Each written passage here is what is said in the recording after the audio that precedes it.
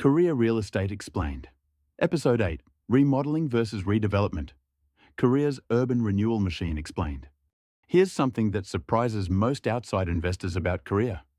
The age of a building is not just an aesthetic issue. It is an investment variable.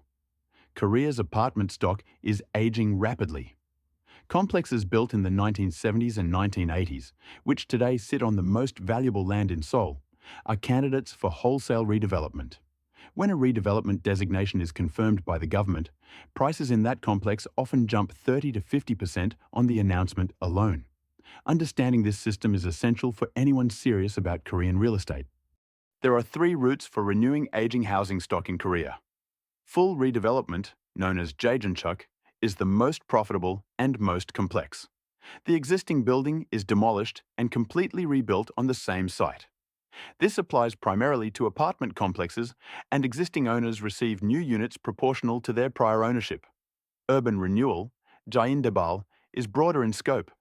It applies to entire districts, including mixed areas of villas, old houses, and commercial buildings.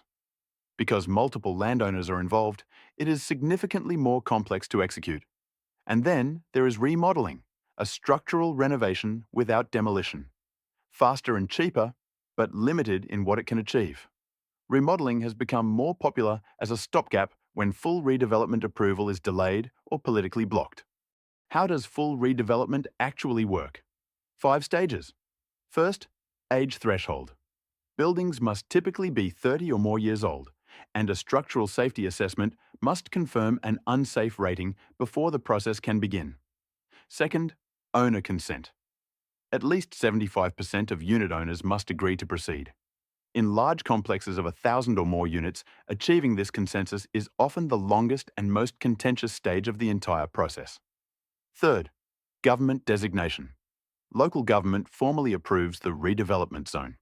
This is the announcement that typically triggers the largest single price jump. Fourth, developer selection. Owners vote to select a construction company, and as we'll see in a moment, brand preference here directly affects the value of the finished units. Timeline from designation to completion, typically 5 to 10 years. Fifth, unit allocation. Existing owners receive new units proportional to prior ownership. The developer profits from selling additional units to outside buyers, what's called the general supply.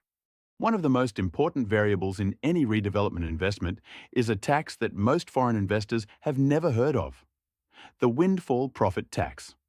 Formerly, Redevelopment Excess Profit Recapture, or Jaichohuan. Here's how it works. When a redevelopment project generates gains above a threshold, approximately 80 million won per unit, the government takes up to 50% of gains above that cap. The practical effect? The tax directly reduces the net return available to existing owners. It suppresses the theoretical premium attached to redevelopment candidate complexes. And because the rate has been raised and lowered multiple times as a political tool, tracking rate changes is as important as tracking the designation itself. Timing matters enormously. Pre-designation purchases capture the announcement premium with no tax yet applied. Post-designation purchases trade at elevated prices with gains already partly priced in, and full future tax liability factored in. In Korea, the construction company that builds your apartment is not just a contractor. It is a brand that follows the building for its entire life. Owners in redevelopment projects vote to select a builder, and the outcome moves prices. Samsung C&T's Raemian brand sits at the top of the prestige hierarchy, the most sought-after brand in Seoul. GS Engineering's Xi brand is premium tier, with particular strength in the Gangnam and Banpo clusters. Hyundai E&C's Hillstate and Lotte E&C's Castle occupy the upper mid-tier. Consistent quality and strong recognition nationwide. Daewoo E&C's Prugyo is reliable mid-tier, popular in Mapo and non-Gangnam Seoul. And POSCO E&C's The Sharp is upper mid, with a stronger presence in Incheon and Newtown developments. The practical implication: when an older complex successfully designates Raemian or Xi as its redevelopment builder, that outcome alone can add a measurable premium to unit values. Since 2022, a new variable has entered the redevelopment equation: sharply rising construction costs. construction input costs rose 30 to 40% from 2021 to 2024, driven by post-COVID supply chain disruption, steel and concrete price inflation, and labour shortages. Projects that were designated and financially modelled before this surge now face severe budget shortfalls. The result has been a wave of owner-developer conflicts. Existing owners are being asked to contribute significantly more than they agreed to at designation, what is called Bandam, or the cost contribution. Multiple major projects in Gangnam stalled or collapsed in 2023 and 2024 due to these disputes. Some owners have voted to cancel approved projects rather than accept higher costs. There is also a broader viability question. Developers require a minimum margin to proceed. When construction costs rise faster than expected unit sale prices, projects become unviable. This creates a pipeline bottleneck, fewer new units coming to market, which in turn supports prices for existing completed stock. 3 redevelopment projects illustrate how this system plays out in practice. Banpo Xi in Seocho-gu was the prototype. The original Apgujeong complex, built in 1978, was redeveloped into Banpo Xi by GS Engineering and completed in 2009. Prices tripled from designation to completion. It established the template for Gangnam redevelopment profit and is the reason the Xi brand carries a specific premium in the Banpo area today. Apgujeong Hyundai in Gangnam-gu is Korea's most closely watched ongoing project. Built in 1976 to 1978, the zone designation has been confirmed, but the process has been repeatedly delayed by policy shifts and owner disputes. Every government announcement moves prices in this complex significantly.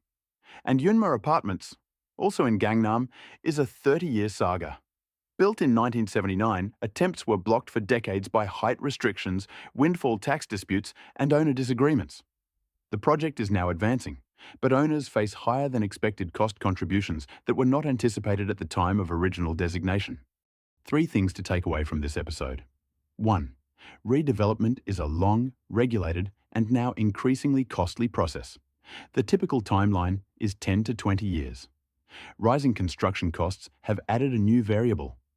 Projects that appeared profitable at designation may require owners to contribute significantly more than originally agreed. 2. The announcement premium is real and usually front-loaded. Most of the price jump happens at designation confirmation. Buying after designation means paying for optionality that is already partly priced in and bearing construction cost risk that did not exist at the time of the announcement. 3. Builder brand and the Windfall Profit Tax are the 2 variables that matter most for calculating net owner returns. Samsung, Raemian, and GSG carry measurable premiums in Gangnam, and tracking windfall profit tax rate changes is as important as tracking the designation itself. Korea Real Estate Explained. Episode 8. Complete. Next episode, Interest Rates and the Property Cycle. How Bank of Korea decisions flow through the property market. Subscribe at KRE Official, and we'll see you there.